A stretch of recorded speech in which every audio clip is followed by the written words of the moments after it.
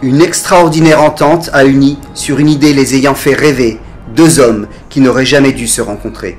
Le français Philippe Taillez et l'allemand Heinz Sellner.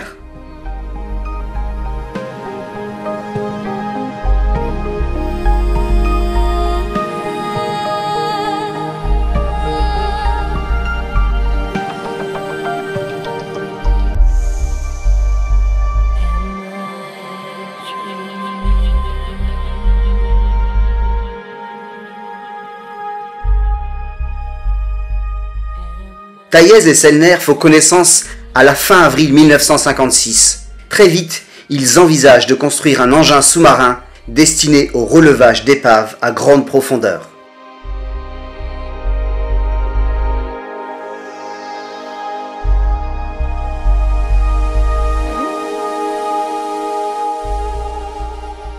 En juillet 1937, Taillez est instructeur à bord du Condorcet.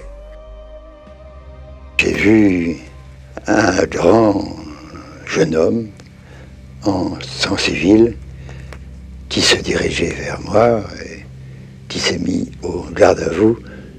Mes respects, capitaine. C'était Jacques-Yves Cousteau.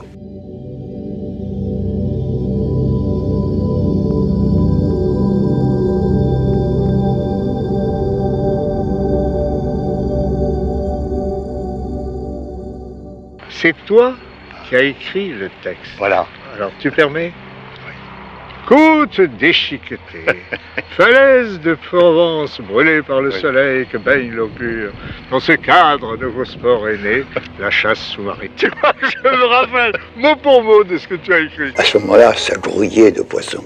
Il y avait un jeune homme qui était sur les rochers à une vingtaine de mètres de cette falaise où moi j'étais là en train de chasser et je sentis peser sur moi le poids d'un regard. Tout de suite, je me suis dit, ça c'est Frédéric Dumas.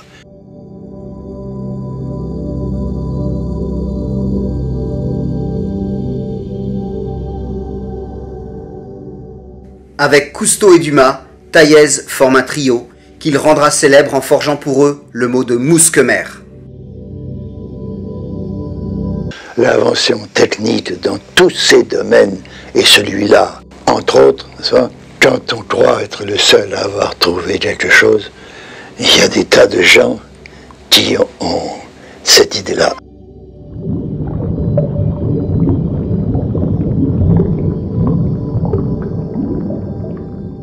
Considéré comme le père de la plongée libre, Philippe Taillez incarne véritablement le D'Artagnan des mousquemers. Mon grand-père, Philippe Taillez, commandant de la marine, officier, a écrit deux ouvrages. D'abord Plongée sans câble, paru en 1954, qui relate ses aventures avec un groupe d'hommes surnommés plus tard les mousquemers, donc Jacques-Yves Cousteau et Frédéric Dumas. Et cet ouvrage relate toutes leurs aventures de 1937, date de leur rencontre, jusqu'en 1954.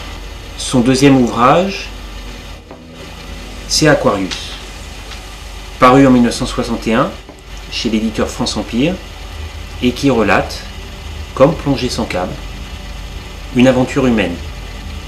Sa rencontre avec un Allemand qui prétend avoir plongé à 2100 ou 2400 mètres en 1947, avant le bathyscaphe de Picard. Au printemps 1947, la marine confie à Philippe Taillez la création et le commandement du groupe de recherche sous-marine basé à l'arsenal de Toulon. Cousteau et Dumas sont de la partie. En août 1948, l'aviso du GRS Élie Monnier appareille pour Dakar. Il doit y assurer l'assistance de la plongée record à 4000 mètres du bathyscaphe belge FNRS 2, conçu par Auguste Piccard et Max Cozzins, inventeurs du ballon stratosphérique.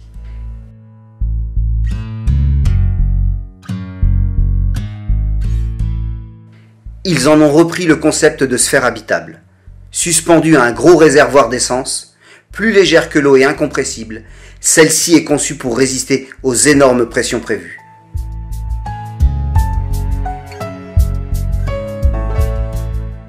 l'engin doit mener des observations scientifiques à grande profondeur.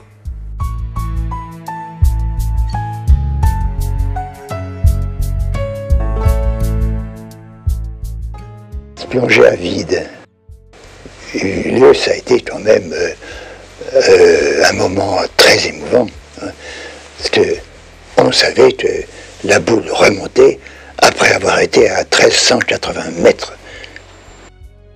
Le bathyscaphe FNRS-2 s'est un peu frotté les côtes de trop près sur le Scaldi, ce qui lui a valu de se démanteler progressivement, et sans les interventions d'ailleurs des mousquetaires, et notamment du commandant Daillez et de M. Dumas, il est possible qu'il ne serait pas revenu de cette entreprise. La sphère, de 19 tonnes, sera sauvée et transportée à Toulon pour être réutilisée. Une convention signée le 4 août 1950 entre le Fonds national de la recherche scientifique belge et la marine française prévoit la mise en chantier d'un nouveau bathyscaphe à l'arsenal de Toulon, le FNRS 3.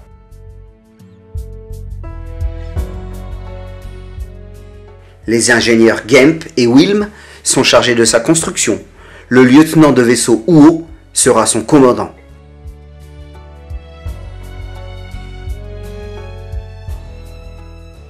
En tant que jeune ingénieur, moi ça me passionnait et j'ai eu de la chance parce que ça a très bien marché. Et on peut dire depuis le début jusqu'à la fin, l'aventure du premier bathyscaphe français s'est déroulée sans heurts. Branchez le courant et le convertisseur. Je vais enlever les étriers. D'accord. Allô, Élie Monnier, ici bathyscaphe. Nous sommes prêts à plonger. Attention, bathyscaphe. Votre pont disparaît.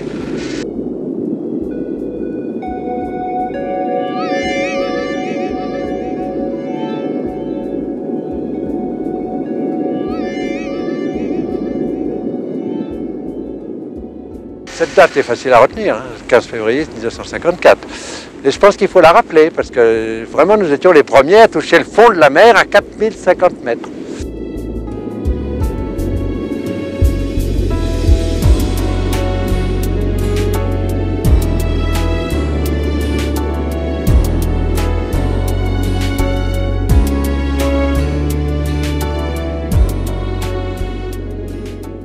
Au large de Toulon, le 21 juillet 1954, Philippe Taillez accompagne Houot à bord du FNRS 3 pour une plongée à 2100 mètres.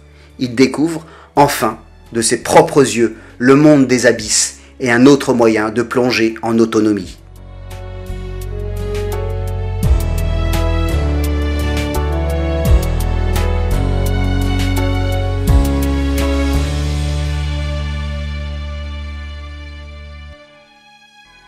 En pleine guerre d'Indochine, le capitaine de corvette Philippe Taillez, commandant le Marcel Le Bihan, reçoit l'ordre de rallier Saigon. Philippe raconte ses souvenirs dans son livre « Plongée sans câble », paru en 1954 chez Artaud, réédité et complété en 1960. Il évoque notamment le travail accompli par la section d'intervention sous-marine qu'il a été chargé de reconstituer.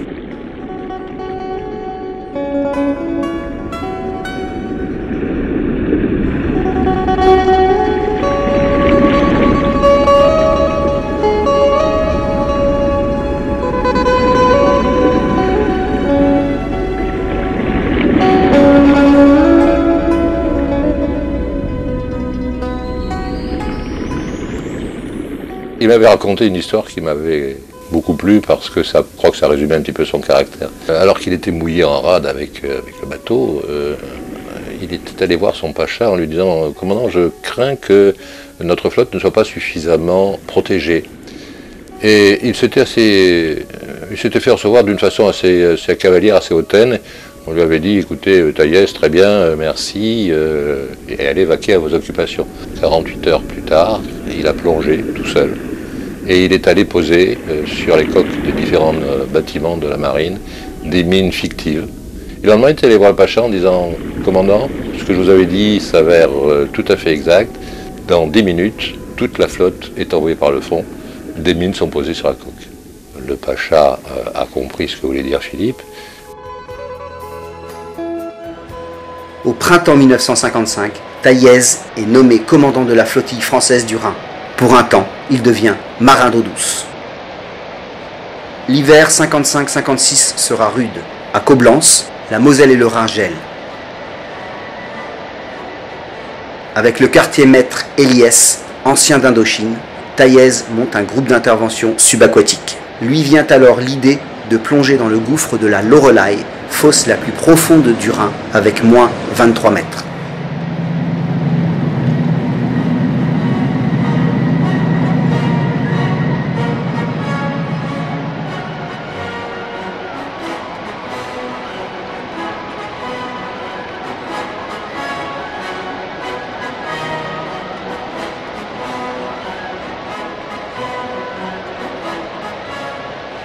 Malgré le fort courant et le froid de l'eau, Eliès et lui atteindront le fond le 22 avril 1956, 6 jours avant sa rencontre décisive avec Sellner. Durant sa plongée, Philippe n'entendra pas la mélodie perfide de la Loreley, mais l'énorme grondement d'un train passant le tunnel voisin.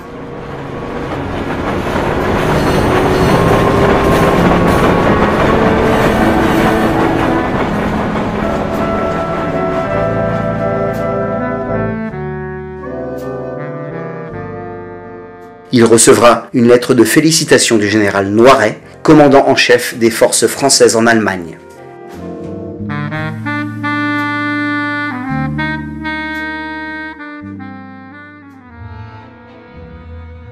L'ingénieur André Laban, ancien directeur de l'OFRS, plongeur et peintre sous-marin talentueux, a des souvenirs très précis de cette époque. Taillez m'avait raconté que quand il était sur la flottille du Rhin, il avait rencontré un Allemand qui lui avait raconté une histoire incroyable. Lorsqu'il était prisonnier des Russes, prisonnier des Russes du côté de Mourmansk, il avait été sélectionné pour ses qualités mécaniques pour travailler dans un chantier de récupération d'épaves. Au bout d'un certain temps, il s'est rendu compte qu'il aurait pu utiliser une coque de sous-marin pour fabriquer un engin destiné à renflouer les épaves, une sorte d'ascenseur de montgolfière sous-marine. Il utilisait les souvenirs qu'il avait de son père qui avait parlé d'un procédé d'utilisation de l'air liquide ou d'un gaz liquide pour faire des flotteurs sous-marins. Encore prisonnier, Sellner tombe gravement malade en décembre 1947. À l'hôpital, son état s'aggrave. Au printemps, les médecins russes, le considérant perdu, autorisent sa libération. Après 6 ans d'absence, il retrouve les siens le 27 mai 1948. Sellner n'avait jamais éprouvé le besoin de noter, au fur et à mesure, ses activités. Je lui demandais de rédiger ses mémoires. Je venais de faire l'acquisition d'un magnétophone Grundig. La question était ainsi réglée. Lorsqu'un ruban était impressionné sur les 2 pistes, Helvig le postait à Toulon, où je le remettais à mon ami Pierre Cabarou, médecin de marine et interprète d'allemand. À mesure, dans notre esprit, prenait corps et vie, par la voix de Sellner, une prodigieuse et bouleversante aventure. Mein Vater, Marineningenieur, mobilisiert für die Kriegsmarine auf ein Kriegsschiff während dem Krieg 1914 bis 1918, nahm an der Skagerrak-Schlacht teil. Mon père, ingénieur naval, mobilisé dans la Kriegsmarine à bord d'un cuirassé pendant la guerre 14-18, participa à la bataille de Skagerrak. Profondément marqué par son passage dans la marine, il m'en parlait souvent, et aussi de la mer. Il me disait que celle-ci était une masse immense, inexplorée, dont le fond, en particulier, était jonché de navires coulés du fait des guerres ou de sinistres météorologiques. Mais les moyens de relevage étaient précaires, limités aux faibles profondeurs praticables par des scaphandriers. Selon lui, personne ne s'était jamais sérieusement inquiété de la question, et quelquefois il me disait que si je devenais ingénieur à mon tour, je pourrais trouver la solution du problème. L'idée cheminait dans mon esprit et, peu à peu, j'en arrivais à considérer ce désir de mon père, cette suggestion à mon égard, comme une obligation sacrée.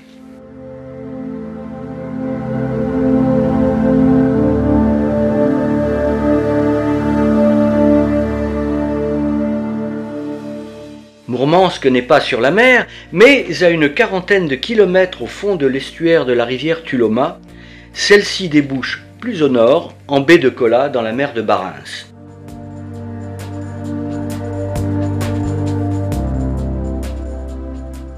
Des épaves de navires de guerre ou de cargos de divers tonnages encombraient les quais et les chenaux d'accès, du fait des attaques des convois alliés par les meutes de sous-marins et les avions bombardiers allemands. Les Russes attendaient de nous que nous procédions à leur relevage.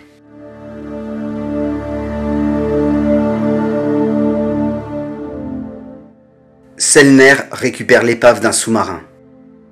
C'était un sous-marin allemand de faible tonnage, 2 à 300 tonnes environ. Son avant présentait à tribord une large déchirure qui pouvait être l'effet d'un abordage, d'un échouage ou de l'explosion d'une mine.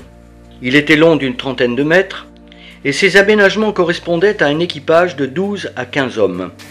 Les dimensions du navire m'effrayaient un peu, mais plus je réfléchissais au problème, plus j'acquérais la conviction qu'il était valable pour mon dessein, moyennant de faibles transformations. Avec l'autorisation des Russes et l'aide du chantier, Sellner le modifie pour en faire, en principe, un ponton de relevage. Il réduit le kiosque, démonte l'armement, découpe sur la coque épaisse de longues ouvertures contre la quille, installe un système de liquéfaction et vaporisation d'air, et fixe une sphère habitable résistante à la pression.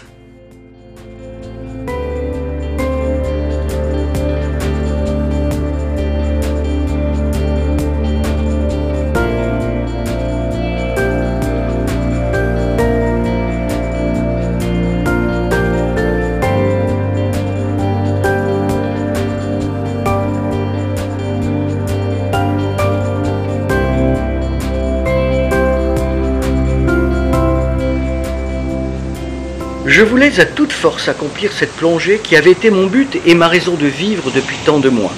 Le trajet était d'environ 400 000 marins. J'avais décidé de rogner les 4 pales de chacune des hélices pour diminuer de façon sensible la vitesse. Je ne voulais pas risquer d'ébranler la tenue de la sphère.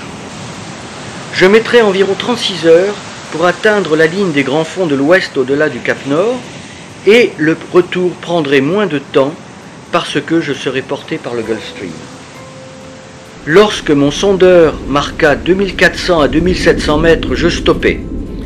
J'étais à pied d'œuvre pour ma plongée. Celle-ci, en tout, a duré environ 8 à 8h30.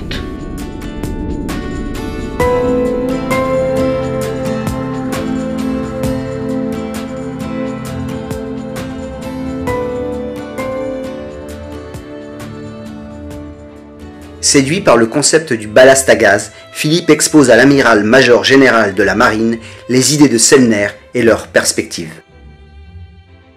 Une commission est créée pour entendre l'inventeur assisté de son traducteur. Le 1er août, j'étais à Paris. La commission était convoquée à l'état-major général pour lui soumettre ses conclusions. L'ingénieur avait la parole. Je l'entendais démonter point par point, mais brillamment, méthodiquement, l'affaire Sellner. L'amiral avait à conclure. Si j'ai bien compris, l'engin que propose M. Sellner, compliqué, instable dans son principe, par conséquent dangereux. La séance était levée. La marine lui refusant son soutien, Philippe se tourne vers ses amis de l'OFRS. Taïès me parla de son projet et je lui dis, moi je ne peux pas prendre la décision, il faut que tu en parles à Cousteau. Et Cousteau me demanda mon avis, j'ai dit, pour le prix, le faible prix qu'il demande pour la construction de ce bathyscaphe, ça vaut le coup de se lancer dans cette histoire. Au moins, on sera sûr que si ça marche ou pas. Cousteau suivit mon conseil. Il fut aussi décidé que Sellner commencerait les travaux sur les bords d'une rivière qui s'appelle le Main et que ça se finirait en quelques mois, donc avant l'hiver.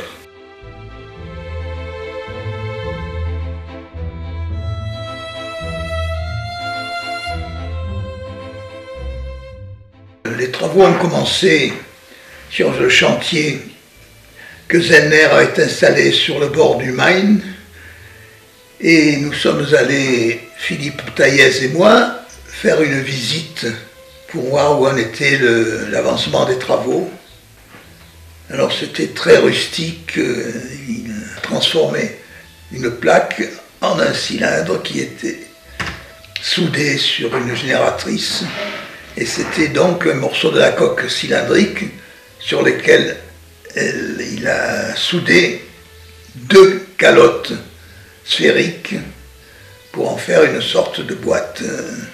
Il se trouve que Zellner avait un ami, un Américain qui travaillait sur une base et qui s'occupait d'une sorte de surplus.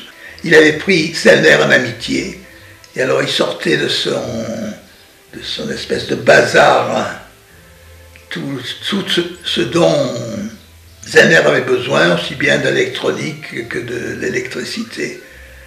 Il s'appelait Paul Thuot, cet Américain. Je trouve que entre un Américain, 2 Français et un Allemand, le courant passait bien, et c'était quand même quelque chose de réjouissant après les horreurs de la guerre. Les délais que nous avait promis Zellner n'ont pas été tenus. L'hiver est arrivé, il a commencé à faire froid. Il a été décidé d'un commun accord de transférer le chantier jusque vers Marseille.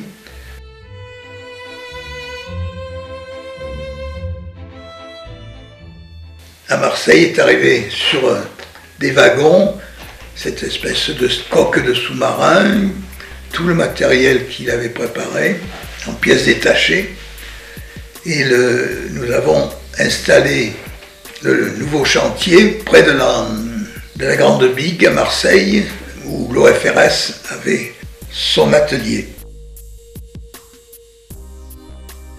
Et Zellner a commencé à travailler avec l'aide d'un de nos mécanos qui s'appelait Daniel Isaiah.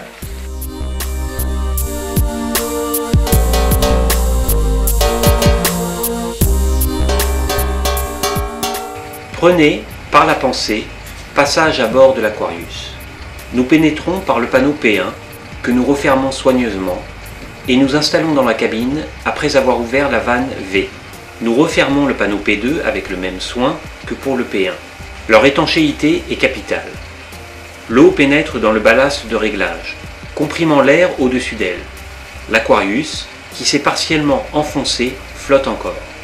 Pour plonger, il faut annuler cette flottabilité en réduisant le volume gazeux du ballast, en mettant le liquéfacteur en marche. Dès que la descente s'amorce, le pilote arrête la liquéfaction, car ce mouvement a tendance à s'accélérer. Le volume gazeux du ballast diminue à mesure que l'immersion, donc la pression, augmente. Il lui faut alors vaporiser. Telle est l'idée, qui se trouve dans la nature, sous la forme de la vessie natatoire des poissons. Après moi, elle a séduit Cousteau, ainsi que les ingénieurs et techniciens de l'OFRS. À Zellner, maintenant, de la prouver. Je me souviens aussi que Zellner était un peu impressionné par le fait que nous fabriquions la soucoupe plongeante, celle qui a été baptisée Denise, mais il voyait des améliorations qu'il pouvait obtenir sur son sous-marin en copiant un peu ce que nous faisions sur la soucoupe, qui n'était pas prévu dans son devis, bien sûr. Et puis ça a duré, les délais s'allongeaient toujours. Les frais également, chaque fois, c'était de plus en plus cher.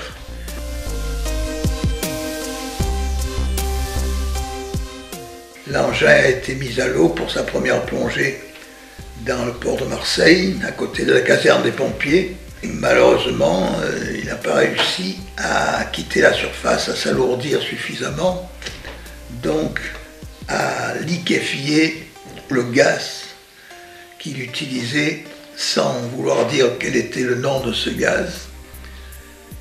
il avait prévu de comprimer, faire un système de liquéfaction du gaz qui n'a pas marché. À ce moment-là, le pacha Cousteau a dit « Bon, on arrête les frais ». Et Taïez s'est arrangé pour prendre Zellner avec armes et bagages et de l'amener à la Seine pour essayer de recommencer, de continuer tout au moins les projets de Zellner. Il s'agit de liquider maintenant la situation de Zellner vis-à-vis de l'OFRS, du commandant Cousteau et d'André Laban, qui naturellement ne vont pas être satisfaits de ce dénouement. Je regarde Zellner. Le moment que lui aussi attend est venu. Zellner, j'ai besoin de savoir si les choses se sont bien passées à Mourmansk comme vous me l'avez dit. J'entends Cabarrou lui traduire la question et lui, tout de suite, y répondre avec le même accent, le même regard qu'il avait à Coblence il y a 4 ans, le premier soir. Ma plongée de Mourmansk, commandant, elle s'est passée en 1947 et elle a été préparée comme je vous l'ai dit. Je n'ai pas à revenir là-dessus.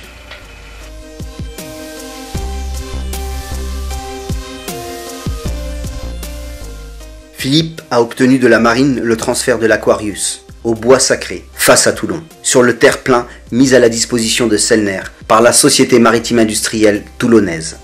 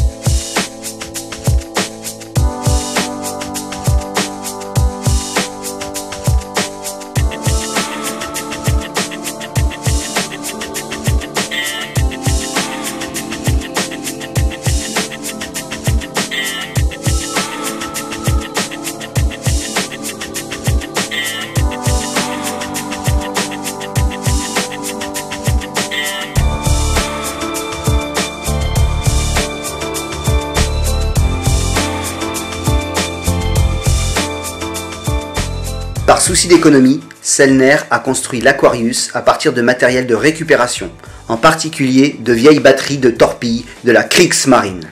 Leur mauvais fonctionnement est à l'origine de son échec.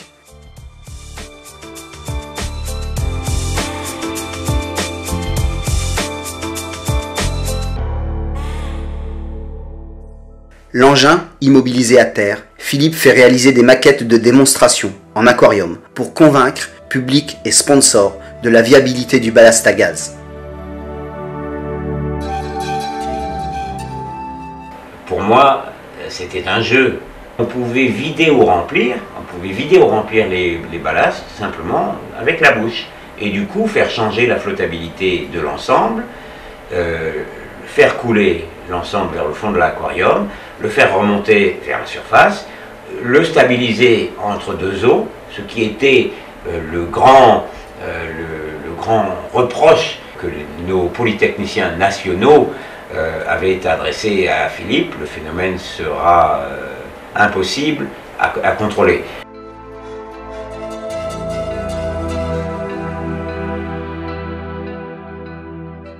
Après la disparition du sous-marin Sibylle, le 24 septembre 1952, Philippe déplorait l'absence de moyens de secours appropriés. Aucune marine n'en avait.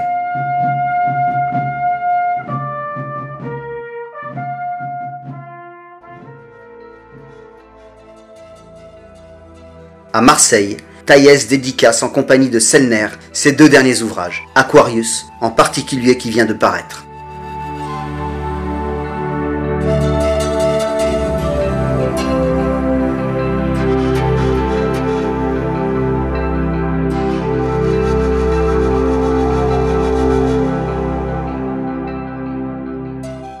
Avec Sellner et des amis, il crée la société Aquarius, qui envisage 2 modèles, exploration ou relevage.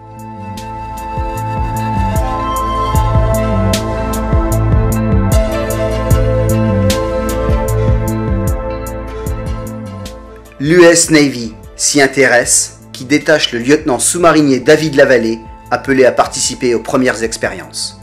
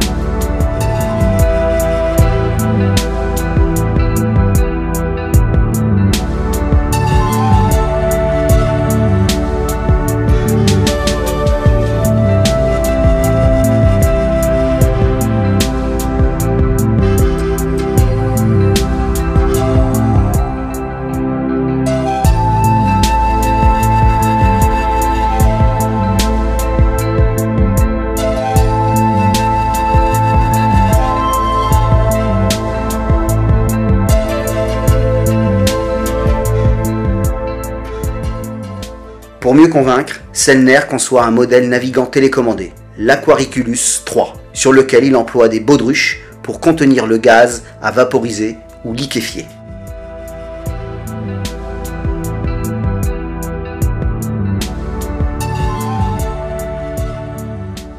Taillez lui propose l'aide du jeune Eugène Brock, fils d'un ami marin, membre de la société Aquarius. Il a fallu tout le travail d'Eugène et de Heinz Sellner pour construire un véritable démonstrateur autonome qui ne traînait plus qu'un câble électrique, mais qui fabriquait le gaz dans ses entrailles même, qui liquéfiait, vaporisait. Alors c'était pas de l'air liquide parce que il ne s'agissait pas de reproduire, mais de montrer la faisabilité avec un fréon, avec un compresseur de type de ceux qu'on utilise dans un frigidaire. Sellner et Eugène ont pu construire une maquette qui monte, qui descend et qui se stabilise.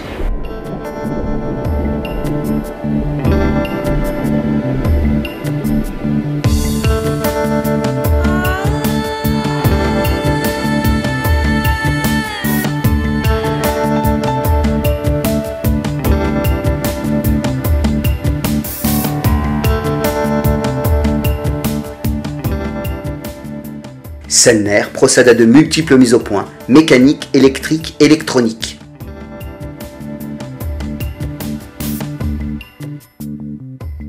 De son côté, Taillez démarche d'éventuels sponsors, contacte le CNRS, le laboratoire des hautes pressions, mais rien ne se concrétise.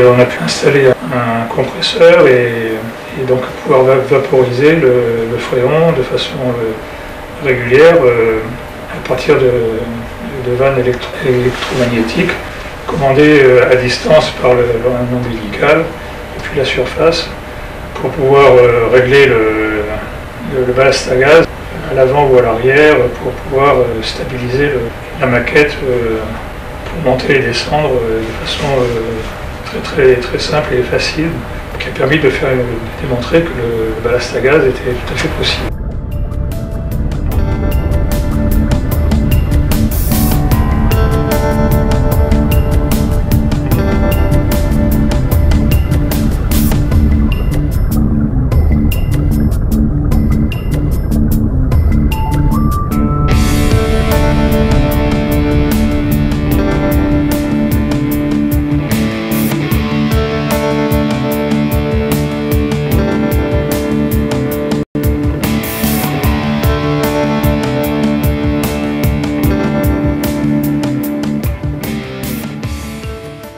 jours s'écoulent, la caisse de la société Aquarius se vide.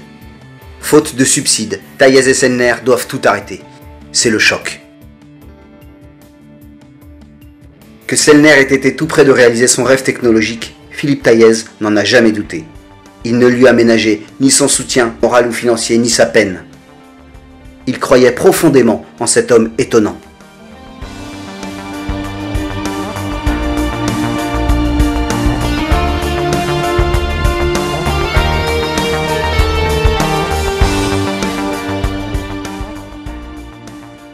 Mais pour ma part, je ne regrette rien. J'aurais pu, au lieu de mener cette affaire, garder les deux pieds dans mes pantoufles ou aborder la mer par quelque autre biais.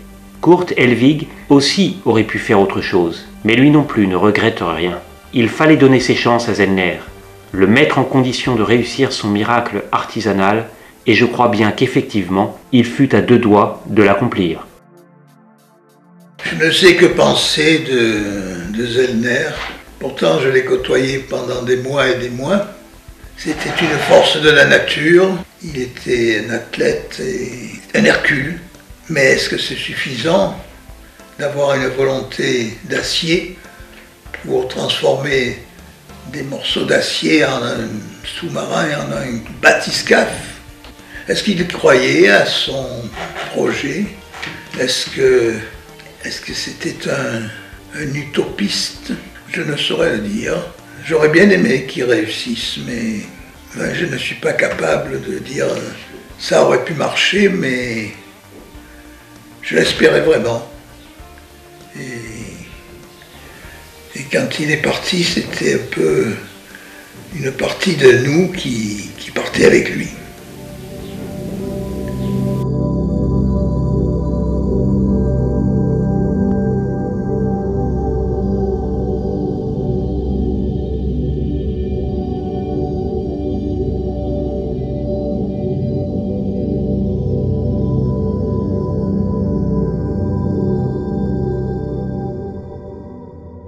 Aujourd'hui, au bois sacré, il ne reste pas la moindre trace de l'aventure de l'Aquarius et du labeur acharné de Heinz Sellner. Ces certitudes se sont évanouies et avec elles, le rêve de Philippe Taillez a sombré, ici, dans l'oubli.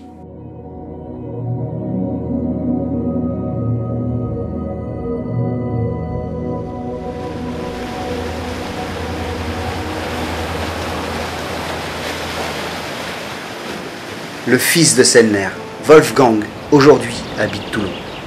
Il exploite un garage à Carqueiranne, joli petit port plus à l'est que fréquentait avant-guerre les Mousquemers.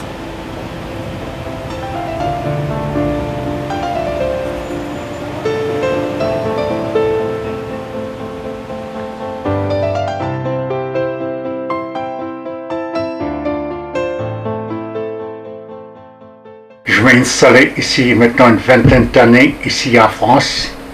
À cause de mon entreprise Mercedes à Stuttgart, m'a envoyé ça ici dans la région Côte d'Azur pour la restructuration des garages Mercedes.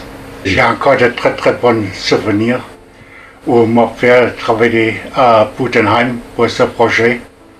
Ça c'est au terrain avec ma soeur, avec ma mère.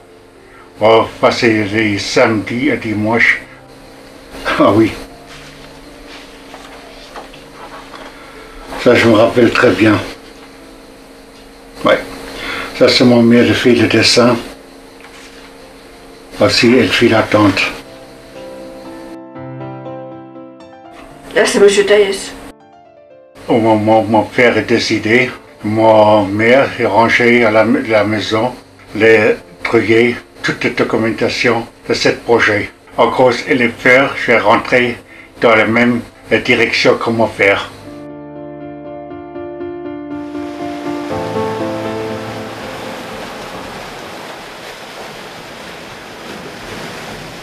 Dans sa lettre du 4 septembre 1966, le commandant Maillard fait part entre autres à son ami Philippe de son scepticisme concernant le périple et la plongée de Sellner.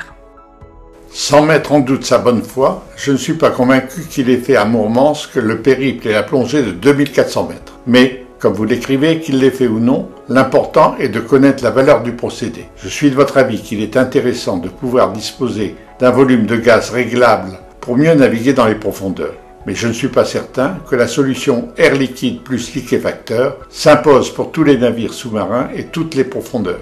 Sans doute aussi est-ce votre pensée.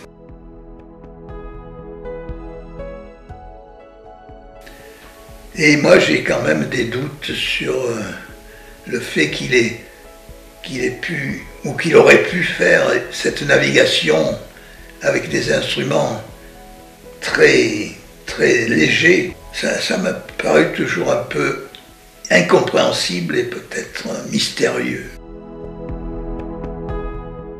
Moi, j'ai de lui l'image d'un géant extrêmement puissant physiquement, avec un regard d'acier, qui vous envoie pas autre chose que la vérité, quoi.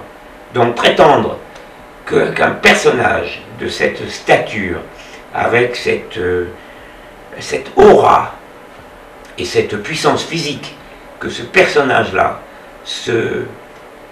s'abaisse à un mensonge, comme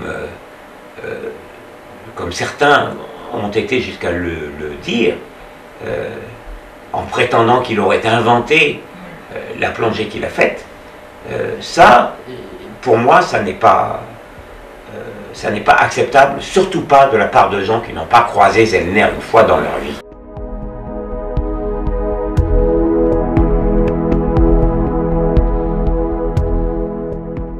Que Zellner ait construit ou non sa machine au camp de Mourmansk, qu'il ait plongé avec ou non, à la profondeur qu'il a dite ou à une autre, le principe demeure. L'expérience valait. Elle vaut toujours d'être tentée.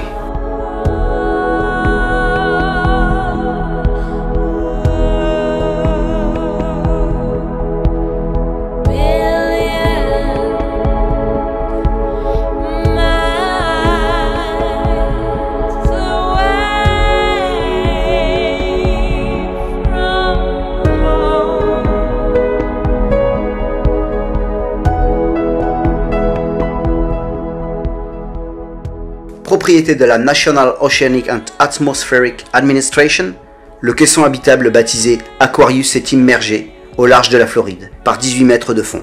Il est géré par la Florida International University. Les États-Unis sont les seuls qui aient une structure sous-marine, qui a d'ailleurs été très importante pour les astronautes, car c'est là où tous les astronautes vont passer du temps pour faire l'expérience de l'apesanteur, d'être isolé. Et comme il y a beaucoup moins d'astronautes aujourd'hui, Aquarius, la structure, est un petit peu abandonnée. Et c'est là où mon fils, Fabien, a eu l'idée de dire, bon, ben, écoutez, on peut aller vivre dans l'Aquarius pendant un certain temps, faire venir des scientifiques, étudier tout ce qui se passe autour de la structure, et j'aimerais, moi, montrer au public qu'on peut vivre dans une structure sous-marine. C'est le commandant Cousteau qui avait commencé à faire ça pour montrer d'une façon non militaire que c'était possible et qu'on pouvait faire de la recherche. Et ça lui a permis lui-même de passer 31 jours, un certain nombre de ses collègues de passer une semaine, 2 semaines, des scientifiques de venir passer plusieurs jours et d'aller travailler, faire de la recherche, des prélèvements, etc. Donc j'étais très content que mon fils continue dans le même esprit de la famille Cousteau. Et donc Fabien est avec sa sœur, avec mon neveu, avec ma nièce, continue la tradition qui a été lancée avec le commandant Cousteau, avec Frédéric Dumas, avec le commandant Taillez, après avec toute l'équipe de la Calypso.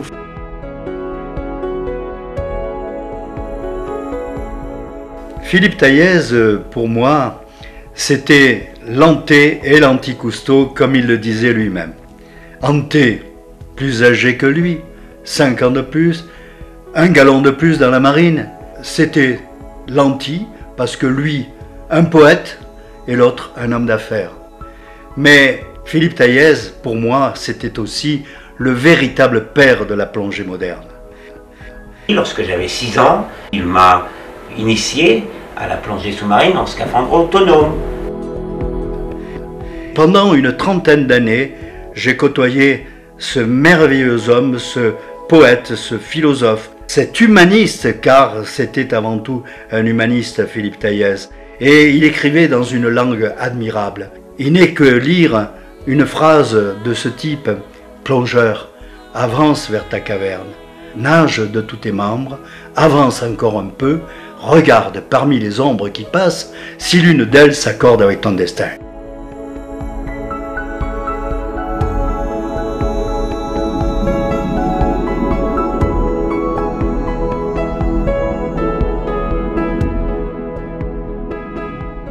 Aux Ambiers, avec ses vieux amis, Nardo Vicente, Jacques Rougerie, Jean-Michel Cousteau, Albert Falco, Philippe effectue pour ses 94 ans une sortie à bord de l'Aquascope.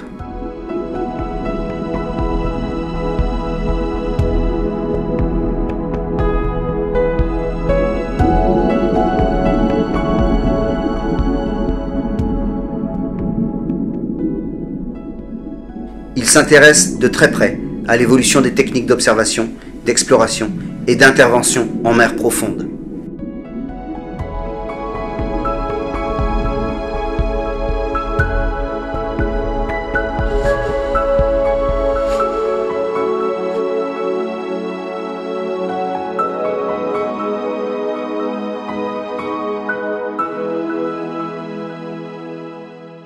À l'occasion d'une plongée avec le Rémora, Henri Delose, PDG de la Comex, lui dira « Vous n'avez pas vieilli, Philippe, vous êtes construit pour ne pas vieillir. »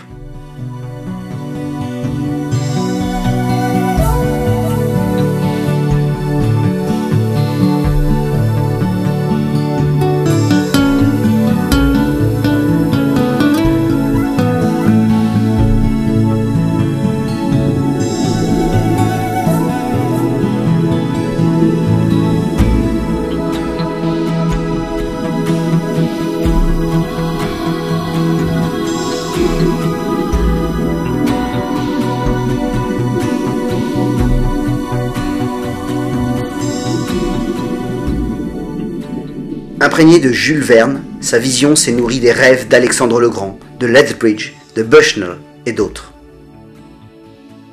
L'Aquarius n'a jamais plongé. Pas plus qu'en son temps, le scaphandre marseillais des frères Carmagnole.